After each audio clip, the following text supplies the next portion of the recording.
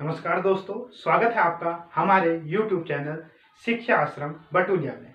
उत्तराखंड सामान्य ज्ञान के क्रम में हम आज शुरू कर रहे हैं उत्तराखंड की राजनीति। उत्तराखंड राजनीति का एक संक्षिप्त अध्ययन हम कल कर चुके हैं। आज हम उससे आगे को देखेंगे। यदि आपने अभी तक हमारे चैनल को सब्सक्राइब नहीं किया है तो प्लीज हमारे चैनल को सब्सक्राइब करिए, लाइक करिए, ताकि आप तक ऐसी वीडियो पहुंचते रहे। अब देखते हैं उत्तराखंड राजनीति। उत्तराखंड में चुनाव हमने देखा था कि उत्तराखंड में विधानसभा चुनाव और लोकसभा चुनाव के रूप में दो ऐसे चुनाव हैं जो प्रत्यक्ष रूप से होते हैं। इसके अलावा राज्यसभा चुनाव अप्रत्यक्ष रूप से हमारे द्वारा जो चुने गए प्रतिनिधि हैं वह राज्यसभा के सदस्यों को चुनकर संसद में भेजते हैं। इस प्रकार जो प्रत्यक्ष चुनाव है वह उत्तराखंड में देखने को मिलते हैं। एक पंचायती चुनाव, एक लोकसभा चुनाव और एक विधानसभा चुनाव, और राज्यसभा के चुनाव अप्रत्यक्ष रूप से होते हैं। कल हमने जाना था कि राज्यसभा सीट उत्तराखंड में राज्यसभा की 3 सीटें हैं। तो राज्यसभा की सीट उत्तराखंड में 3 है, अर्थात उत्तराखंड में 3 सदस्य राज्यसभा के लिए उत्तराखंड राज्य से भेजे जाते हैं, जो कि संसद में उच्च सदन राज्यसभा का सदस्य के रूप में कार्य करते हैं। इसके अलावा लोकसभा सीट उत्तराखंड में लोकसभा की 5 सीटें हैं। यह 5 सीटें हैं अल्मोड़ा में, पौड़ी गढ़वाल में, टिहरी गढ़वाल में, नैनीताल में और हरिद्वार। यह जो 5 क्षेत्र हैं यह कहलाते हैं संसदीय क्षेत्र। इन संसदीय क्षेत्रों से सांसद चुनकर 5 सांसद भारत की संसद में हमारा केंद्रीय नेतृत्व करते हैं। इस प्रकार 5 सीटें हैं।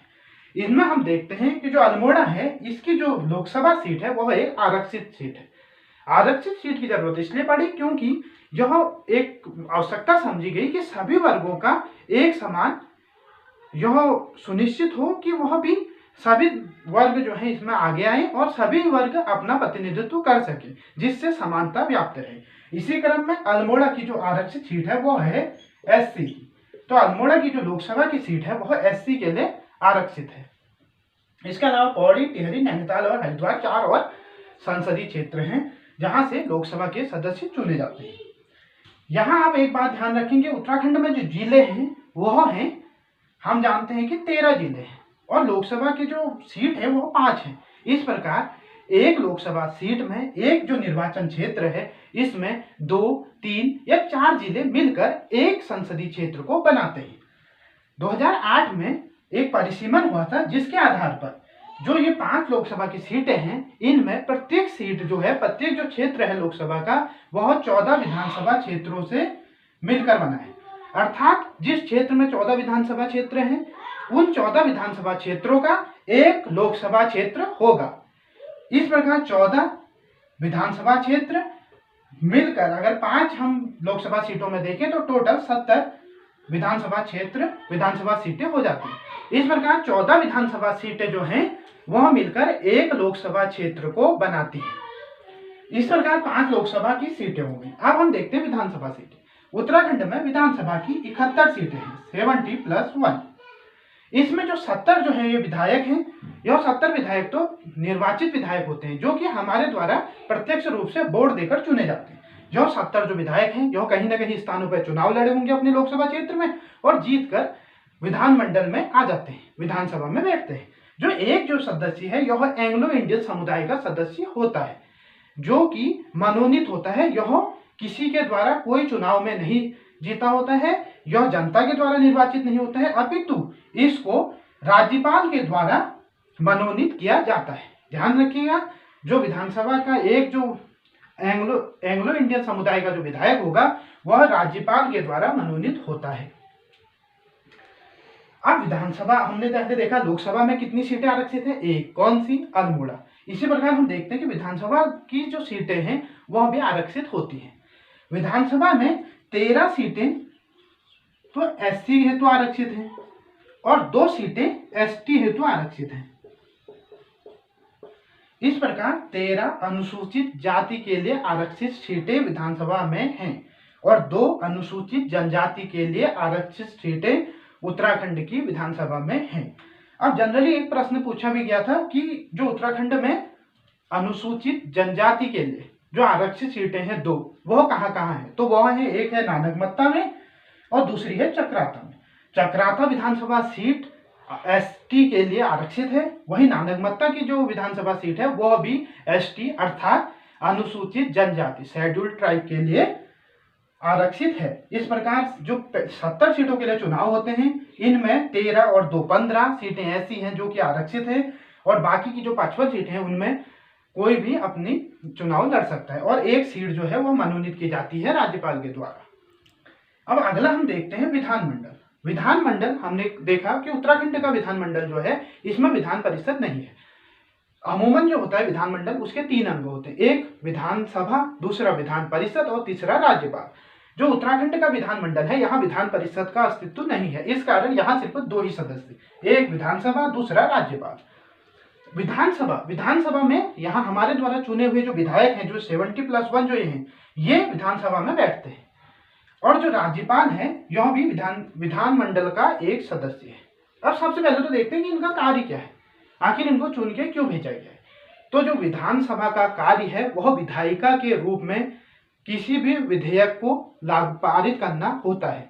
अर्थात अगर कोई भी हमें कानून बनाना है, मान लीजिए हम एक कानून बनाना चाहते हैं कि जैसे मान लीजिए कि एक जनरल सा हमारा कानून है कि हर गांव में एक खेल का मैदान होना चाहिए, हर गांव में एक खेल का मैदान होना चाहिए। यह एक बात हमने कह दी, क्या कोई विधायक ये बात कह देगा तो यह करना जरूरी होगा? नहीं, जब तक यह कानून नहीं बने। तो जो यह स्टेटमेंट है कि हर गांव में एक खेल का मैदान होना चाहिए, यह क्या कहलाता है? एक विधेयक। विधेयक जो होता है यह एक स्टेटमेंट या कह सकते हैं कि कोई एक योजना होती है। यह विधेयक को विधानसभा में पारित कराना होता है, अर्थात विधानसभा के जो सदस्य होंगे, जो विधायक होंगे, वो अगर कहते हैं कि हाँ यह सही है, ऐसा किया जाना चाहिए, इससे विकास हो सकता है, तो इसे अधिनियम को विधानसभा में पारित माना जाता है। लेकिन सिर्फ विधानसभा में पारित होने पर यह अधिनियम कानून नहीं कहलाता, यह विधेयक कानून नहीं कहलाता है। यह कानून कब कहलाएगा? जब इसमें राज्यपाल की अनुमति से मिल जाएगी। यदि किसी विधेयक में राज्यपाल के हस्ताक्षर हो जाए तो उसके बाद वह विधेयक कहलाता है अधिनियम। अधिनियम अर्थात कानून। अब इसका पालन करना जरूरी हो जाएगा। अब अगला हम देखते हैं कि विधानसभा की हमने बात की, लेकिन ये विधानसभा के जो 70 एमएलए आपके द्वारा चुने गए हैं और एक एंग्लो इंडियन जो मनोनीत किया गया है राज्यपाल के द्वारा, यह आखिर कहाँ पर बैठकर यह सारी दिशा निर्देश जारी करेंगे, कोई विधेयक को पारित करेंगे, किसी कानून को बनाएंगे? तो इसके लिए एक विधानसभा भवन बनाया जाता है, जहां बैठकर विधायक या और राज्यपाल अपने किसी कानून को लागू कराने के लिए या किसी कानून को बनाने के लिए कार्य करते हैं। यह विधानसभा भवन उत्तराखंड में देहरादून में है। पहला जो है वह देहरादून में है, और जो दूसरा है वह भराड़ीसैंण में है,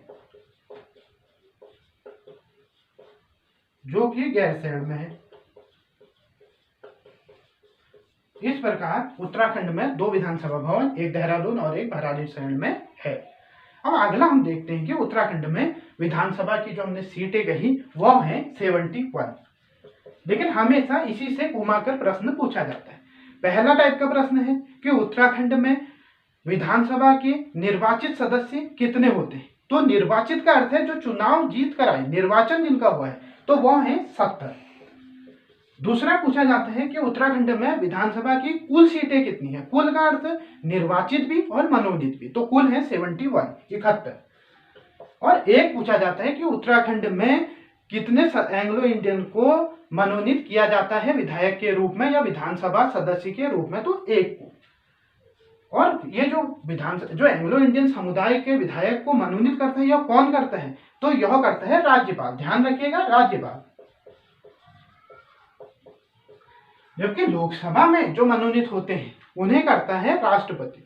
आप यह समझ सकते हैं कि राज्यपाल राष्ट्रपति का एक प्रतिनिधि के रूप में हमारे राज्य में या किसी भी राज्य में कार्य करता है, और वहीं राज्यों में राज्यपाल और केंद्र शासित प्रदेशों में उपराज्यपाल का पद होता है। इस प्रकार हमने जाना कि उत्तराखंड में लोकसभा की सीटें जो है वो 5 हैं, जिनमें एक आरक्षित सीट अल्मोड़ा, राज्यसभा की सीटें 3 हैं, विधानसभा की सीटें 70+1 है, 70 इसमें निर्वाचित हैं और एक जो है वो मनोनीत है, जिन्हें राज्यपाल द्वारा मनोनीत किया जाता है, जो कि एक एंग्लो इंडियन समुदाय का सदस्य होता है। आरक्षित सीटें अगर देखें तो 13 जो है वो एससी के लिए आरक्षित हैं और 2 जो है वो एसटी के लिए आरक्षित है। नानगमत्ता और चक्राता 2 ऐसी सीटें हैं जो अनुसूचित जनजाति के लिए विधानसभा की आरक्षित हैं। इसके अलावा विधानमंडल में यहाँ विधान परिषद नहीं है, विधानसभा है और राज्यपाल है। कोई भी विधेयक विधानसभा में पास होकर और राज्यपाल की अनुमति के बाद ही अधिनियम बनता है। विधानसभा भवन के रूप में देहरादून और भराड़ीसैंण यहाँ 2 हैं। विधानसभा की सीटें 71, 70+1 और राज्यपाल उत्तराखंड में या किसी भी स्टेट में राष्ट्रपति के प्रतिनिधि के रूप में कार्य करता है। इस प्रकार अगली वीडियो में हम इससे आगे के बारे में पढ़ेंगे। यदि आपने हमारे चैनल को सब्सक्राइब नहीं किया है तो प्लीज हमारे चैनल को सब्सक्राइब करिए, लाइक करिए और दोस्तों में शेयर करिए। धन्यवाद।